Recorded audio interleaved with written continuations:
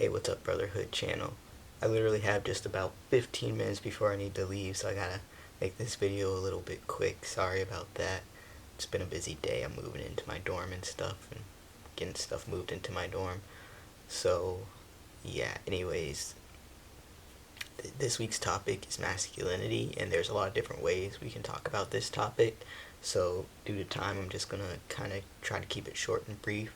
Basically, I'm just gonna talk about how I kind of view masculinity these days and how I navigate it as a trans man and kind of try to pave my own path of masculinity and what masculinity means to me without trying to get sucked into all the toxic masculinity and all that stuff.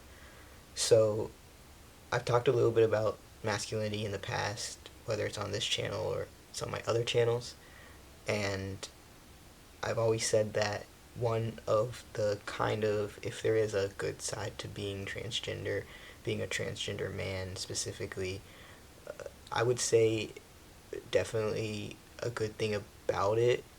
Like, if I had to find like a good thing about it, and I mean, there's a few things that are, not terrible about being trans, but one thing that I don't know, I don't feel like is talked about a lot, and maybe not everyone, it's not a good thing for everyone, but for me, I feel like at the very least, as someone who identifies as male, I was able to explore my femininity for a long time in a very safe way.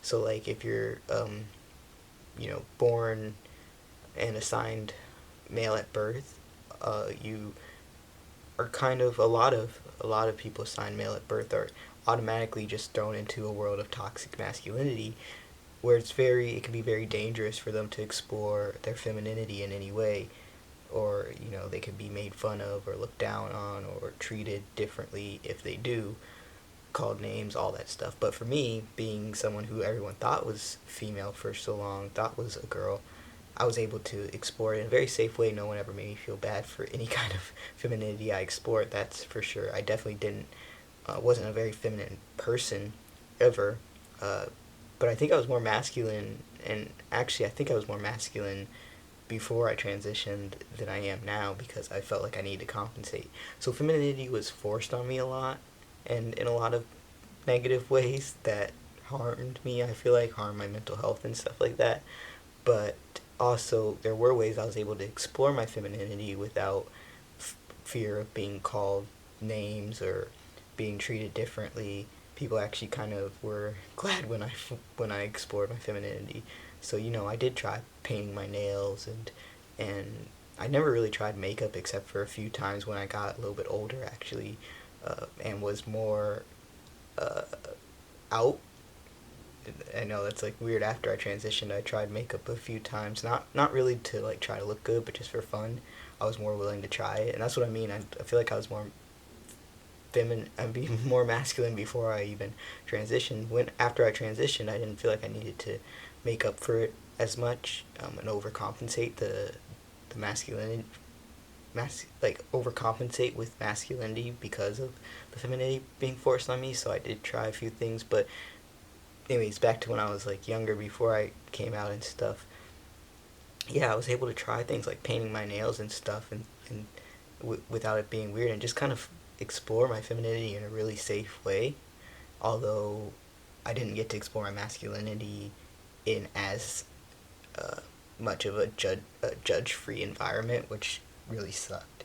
So for a while, I think I did overcompensate with masculinity and wanted to reject anything feminine when I was going through like my toughest times and stuff.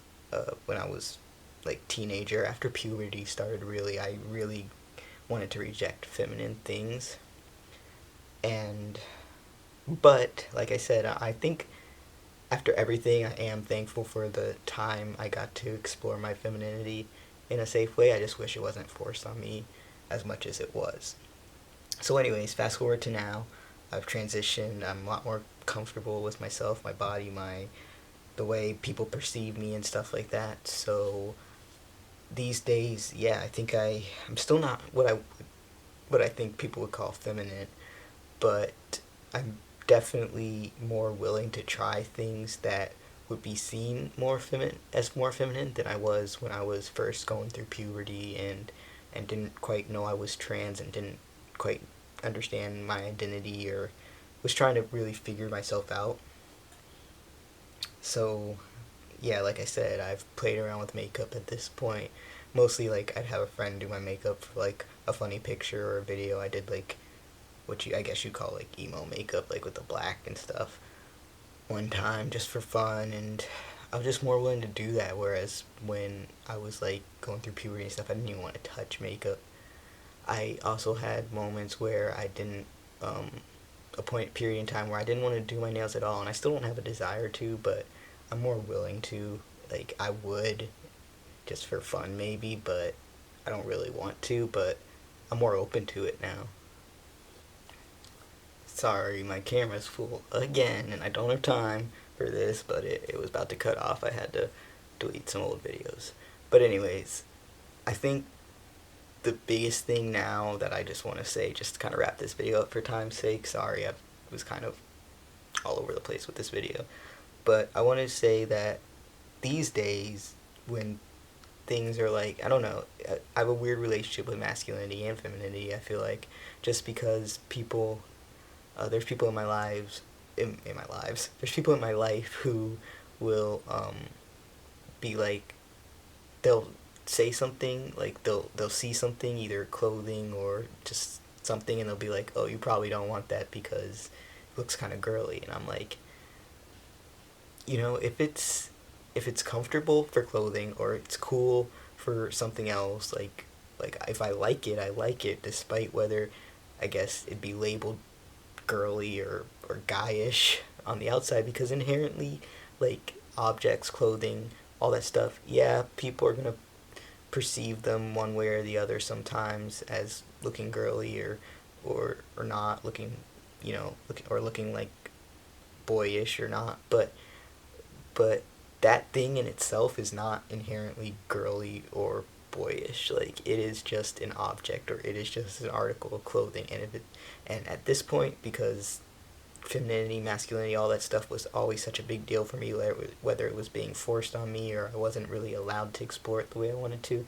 At this point in my life, I'm just like, if I like something, I'm just gonna go with it. I'm not gonna worry about if it's being perceived as something aimed towards men or something aimed towards women. It's me, and as a masculine identifying person, what I like and what I wear and what I am comfortable with, that is a masculine thing, because me as a masculine identifying person am using it or liking it. So in that context, I just see it all as masculine enough for me, because obviously it is, because I'm a masculine identifying person and I like it.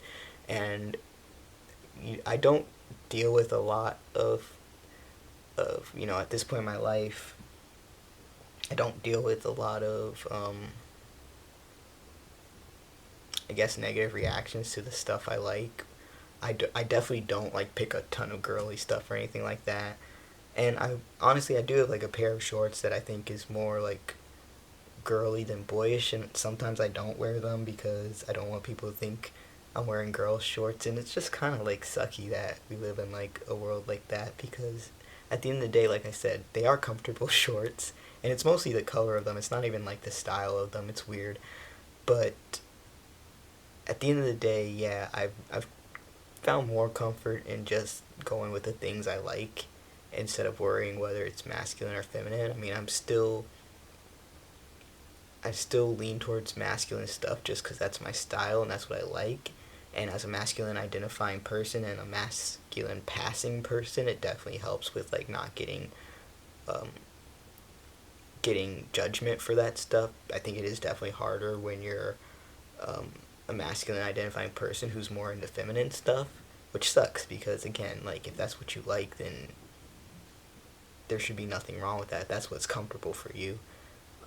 But sometimes society can be a bit weird about those things, and I think also it's the other way too. As like a feminine identifying person. Sorry, I'm trying to rush. As a feminine identifying person, though, it can be a little bit harder when you're into more masculine things than if you're into more feminine things.